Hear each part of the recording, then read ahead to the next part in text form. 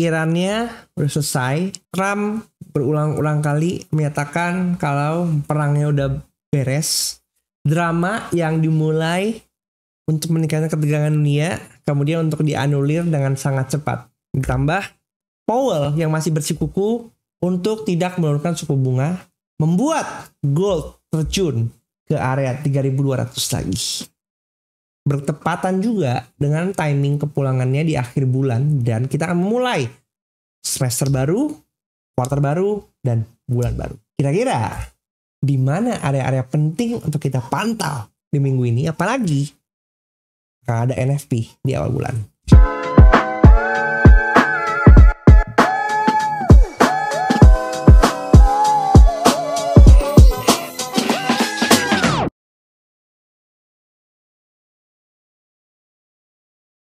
Hai guys, balik sama gue William Sudana, dan di video kali ini kita akan bahas perjalanan XAUSD di minggu terakhir. Nggak bisa ngomong terakhir ya, tapi lebih ke transisi menuju bulan Juli tahun 2025.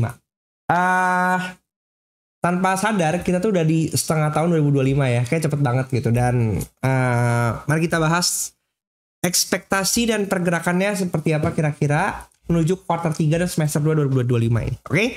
Jadi buat kalian yang baru teman-teman channel ini, welcome to my channel. Ini adalah tempat dimana gue berbagi pandangan gue terhadap arah market yang bisa jadi salah, bisa jadi benar. Tapi di setiap apa yang kita lakukan, balik lagi kita harus stick dengan trading plan kita masing-masing gitu.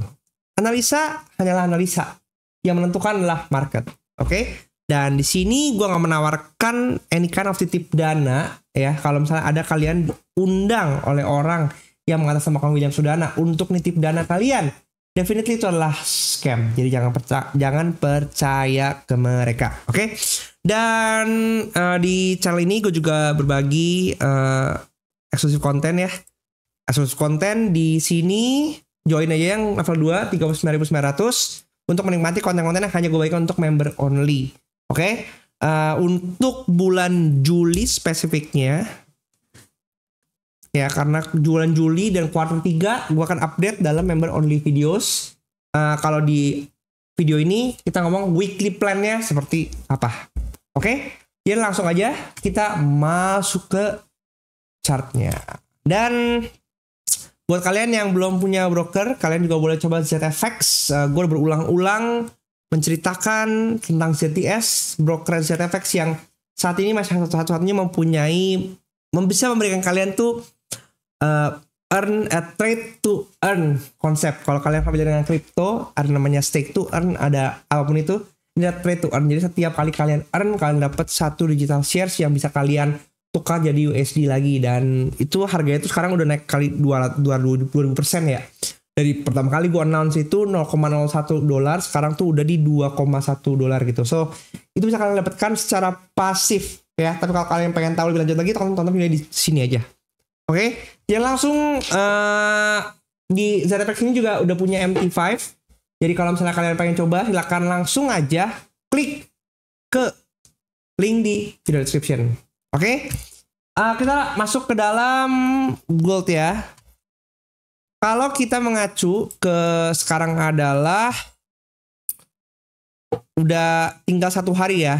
Hari Senin itu adalah tanggal 30 adalah hari terakhir di bulan Juni, dan hari Selasanya kita masuk ke bulan Juli awal baru. Oke, jadi anggap aja kita nih udah di penghujung. Dan menurut gua kalau kita ngelihat acuan candlenya di minggu kemarin ya, minggu kemarin itu kita ngelihat pergerakan yang satu, karena kalau kita perhatikan ini HB monthly-nya udah diambil di kapan? Di bulan Juni ya. HB monthly udah diambil. HB 4-nya, jadi Juni yang dia hukum jikanya up sebenarnya udah menyelesaikan tugasnya gitu ya. Kalau di video sebelumnya mana ya? Video ini ya. Video ini gue punya skenario tipe candle begini itu bisa dibuat 15 ke atas begini candle-nya, tapi ternyata enggak. Dia ngikutin timingnya untuk kembali pulang ke arah rumah, dimana ke bawah sini. Jadi ya karena ini minggu terakhir, jadi acuannya menurut gua oke lah.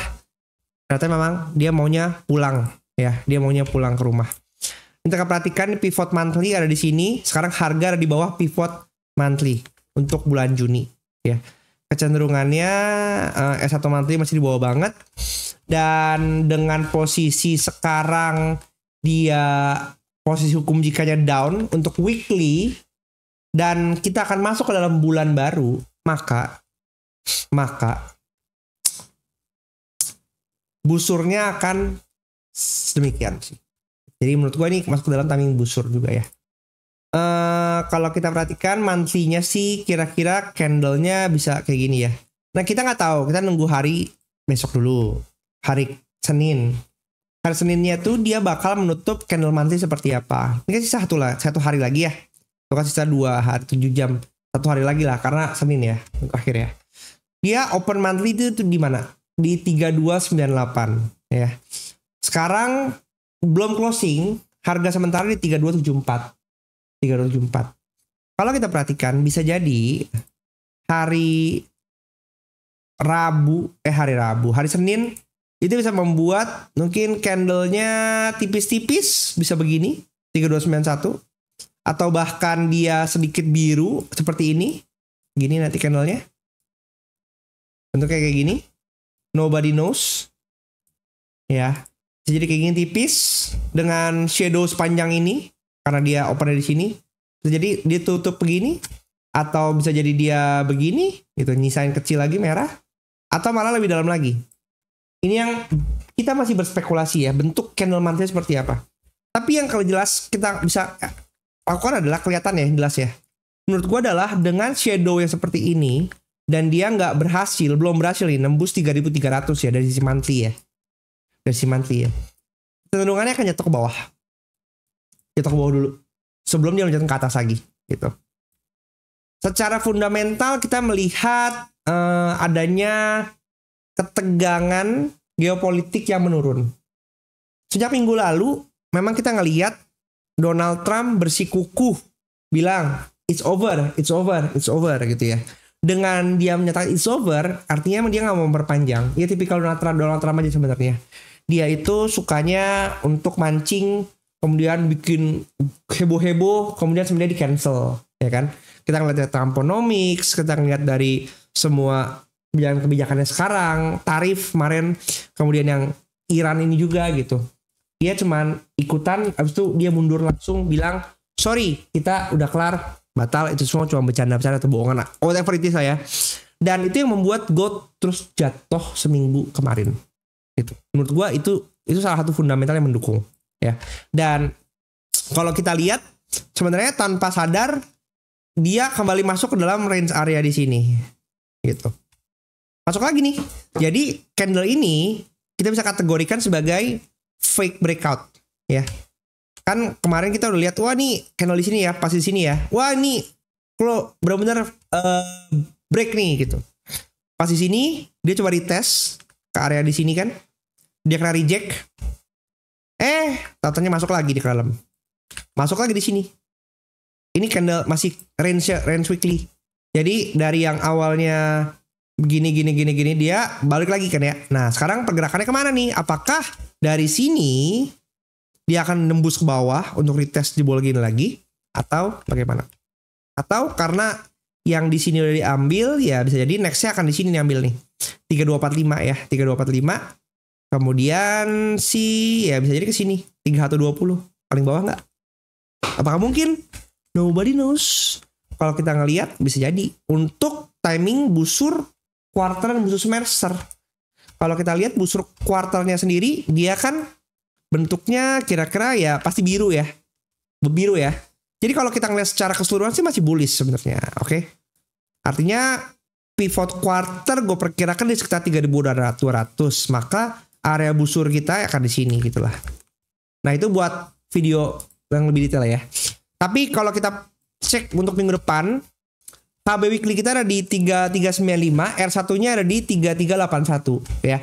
Pivot weekly-nya ada di 3318 dan S1 weekly kita ada di 3240. Maka tadi kalau gue bilang sell satu liquidity ini yang mungkin akan diambil di 3245 ya. Saat 3245 mungkin akan diambil 3240. Artinya kalau kita ngomongin seperti itu, ada kecenderungan dia akan naik dulu kemudian berturun ngambil 32 satu weekly gitu. Ingat di sini akan ada ini juga previous resistance support juga, ya kan? Resistance become support di 3227 3220-an, maka area 3240 sampai 3220-an ini akan menjadi area pantau kita kalau kita mau expect dia untuk naik ke atas lagi ya untuk lanjut.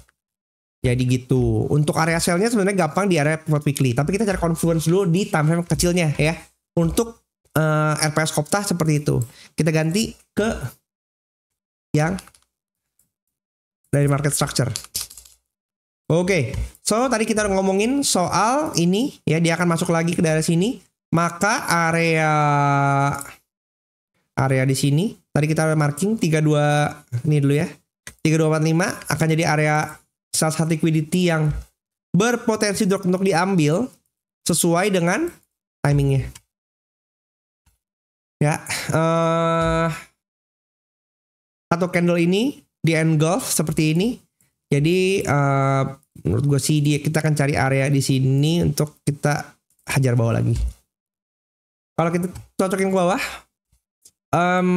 ini kita masih mengacu kepada setup yang di sini ya. Ini cara CB1 daily yang dari selalu beberapa minggu kemarin videonya gue pakai acuan ini karena struktur kita secara time frame besar masih bullish, tapi terjadi koreksi minor ya. Koreksi minor. Tapi minornya pun udah ribuan pip karena gold ini sekarang pergerakan satu harinya bisa 800-700 pips. Oke.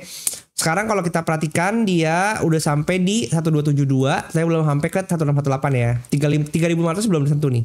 Tapi berulang-ulang kalau kita perhatikan di daily ini bentuk candlenya ini nge-sweep, ini nge-sweep. Jadi lihat ya, biru merah ya kan, biru merah, ini sama, biru merah lagi gitu. Jadi emang nggak ada kelanjutan. Ini semua masih main kayak fake breakout, fake breakout. Maka area di sini sangat kuat nih 3439 di daily ya. Masih belum bisa dijebol. Jadi 3439 ini masih jadi area kuat, maka dia coba untuk kembali dites ke bawah. Tes kemana? Nah, ini akan kita cari areanya ya. Kalau menurut gue sih kita akan balik ke sini mungkin 3230 ya. Tadi kan kita udah, sorry, gue kasih tanda di kotakin aja. Ini akan mungkin jadi area pantau kita dulu. Area pantau kita dulu ya. Karena di 618 dia udah kemarin hit 3267, udah di reject ya. Kemudian nextnya ini kan ada demand lagi di bawah sini, demand 3239 sampai 3211. Ini kita akan pantau. Kalau ditarik ke samping sini juga, ini adalah demand daily ya. Dia waktu itu sempat di break, kemudian dia dibawa ke atas lagi. Ada kemungkinan kita akan coba dites lagi ke area di sini 3246 sampai 394. Areanya luas. Di manakah area pantulan bawahnya? Kita turun ke 4. Oke. Nah, ini area tadi kita marking ya. Tapi kita kecilin area-areanya. Sebenarnya di video sebelumnya kita masih punya area-area yang mirip sama. Dari ini tuh 3500 3390 ya. 3390. Kemudian terakhir dia reject di 3350, pas banget. Jadi pas hari apa tuh, Rabu Kamis ya, gue lupa. Rabu Kamis itu gue dapat area buy di sini ya. Area buy di sini sampai ke nih, pas di sini dia retest. Nah, gue ambil hampir 3350. Tapi 3350-nya gue nggak nge-sell gitu. Gue nggak sell. Kalau sell main dapat kenceng banget sih sebenarnya. 3350 turun sampai 1000 pip ya. Bangke. It's okay. It's okay. Nah, karena ini kemarin adalah area yang dijebol, maka area ini mungkin jadi area pantauan kita. Kalau tadi kalian ingat bahwa ini gue ganti merah ya, karena ini jadi area pantauan kita untuk sell selanjutnya. Karena ini adalah area demand yang di break ya. Maka ekspektasi kita untuk kesini tadi pivot weekly juga dari 3319. Nih kalau misalnya kalian pengen lihat ya, pivot weekly kita 3319 ya. Maka menurut gua ini area yang seksi nih untuk di ini kan drop base drop. ini ya, ini adalah drop, base, drop. Maka enaknya ketika masuk area 3310 ke sini, 3310, kita mulai pantau. Apakah ada pergerakan di time frame kecilnya untuk dia lanjut ke bawah lagi ke 3240. Oke. Jadi itu akan jadi area swing untuk sell. Jadi dipantau area di sini nih. Ini gue ganti jadi warna merah supaya kita punya area pantauan bersama. Kenapa ini merahnya lebih tinggi? 38. Ini berapa? 38% juga. Oh ini lebih gelap. Oke. Oke, jadi ini adalah area pantauan kita untuk minggu depan. 3331, 3319. Ya, batasnya di sini sih sampai 3350 ya. Jadi kalau misalnya kalian mau nge-swing, menurut gua bisa mulai mungkin di area di sini, oke. Dengan SL-nya di 3350. Target kita ke 3240 tadi. 3240. 3240. 3240. Berapa ini areanya? 1/3. Oke lah ya. Dengan kita SL-nya gede kalau di sini 750 pip, tapi kita dapatnya sekitar 1758 pips. Ya, 3240 atau kalau nggak ya, 3240 oke lah, atau 3245 boleh lah, agak konservatif sedikit 2,86. Kalau kita mau agak sabar nunggu dikit di 33 di sini mungkin 3239, 3330 ya. Tapi kalau misalnya kalian udah nemu, pokoknya area pantau kita 3319 sampai 3331 lah. Menurut gua kalau mau sell jauh. Tapi kalau kita mau turun ke bawah lagi, area buy yang oke menurut gua sih di area sini nih. Kalau mau ya, kalau mau sabar ya 3205, 3191. Oh gue lupa, sorry. Kita lihat adanya setup pembalikan ya dari daily ya. Jadi kalau misalnya kita ngelihat daily sih berpotensi turunnya sampai sejauh apa sih? Nih di sini sorry, tadi gue lupa skip. Padahal sudah gue plan. Kalau kita tahu ya, ini adalah rally. Mana sih? Rally, base, rally, base, rally, base. Dia break sini ya. Oke. Jadi base ini di break ya sama candle ini. Karena beberapa kali kalau kita perhatikan di base yang ini nge-sweep, ini ketahan di hari Jumat di break. Ya. Jadi valid kita punya setup di sini. CB1 daily. Nah, gitu. Kenaikannya di mana? Ya, yang paling kecil sih emang di 3312 ini kan. Artinya tadi kan di H4 tadi tuh berarti di base yang ini guys nih, di base yang ini nih. Nah, di base yang ini. Jadi memang ada confluence-nya untuk kita bisa mantau area 3312 sebagai area sell kita. Oke. Nah, tapi kalau di daily kita lumayan cukup panjang, spare area bisa sampai 3326 atau 27 ya, atau bahkan 3165. Tapi kalau kita mengacu kepada ini, ya menurut gua agak kejauhan ya. Kalau kita mau kayak begitu kan, gue beli 3312 ya. 3312 saya kira 3350. 3350, masih 3350. Terus kemudian ke sini. Jauh sekali. Terlalu jauh lah. Soalnya emang kita kuat untuk nahan gitu. Tapi ada kemungkinan kalau kita mau area buy kita ya ada di daerah sini nih. Nih. Yang dia udah di tes kali sebenarnya. Kita turun ke bawah lah. Coba kita cek nanti di taruhan kecil ada apaan. Ya, kita mantau ya. Ini adalah area TP1 CB1 sell daily. Oke. Visibility-nya bawah. Oke. Kita tadi H4 udah oh ini. Oh ya, oke. Sebenarnya valid kalau kita mau lihat. Ini ada order block di bawah sini, ya. Order block di bawah sini. Nih. Satu H4 nih candle nih. Pas banget kayak tadi area yang tadi gitu. Nih, area yang tadi ini ya. Oke. Ini sempat ini juga area yang oke. Dia resisten di break. Dia di retest fake breakout. Retest terbang. Oke. Maka area pantauan kita juga sama, mungkin area di sini. Nih. Sedap kali. ups 370 sampai 355. Dikasih nggak di sini? Ya untuk jangka panjang sih menurut gue bisa aja ya. Karena kita tadi ngelihat bentuk setupnya di daily yang ini di sini. Dia 365. Tapi kalau kita mau refine ya kita bisa area refine yang ini. Ya. Kalau misalnya tembus lagi ya agak area sini ke bawah lagi gitu.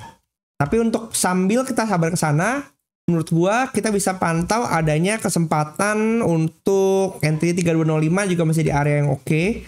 Karena dia habis di sini baru dites sekali bisa jadi pantulan. Ya. Maka untuk jangka panjang untuk minggu depan sih menurut gua 3240 tuh jadi area yang cocok lah untuk kita bisa ngebangun swing itu lumayan banget ya 1700 pips masih kita nggak kenyangkan untuk area situ. Oke? Itu dulu untuk minggu depan kita ngelihat ada apa.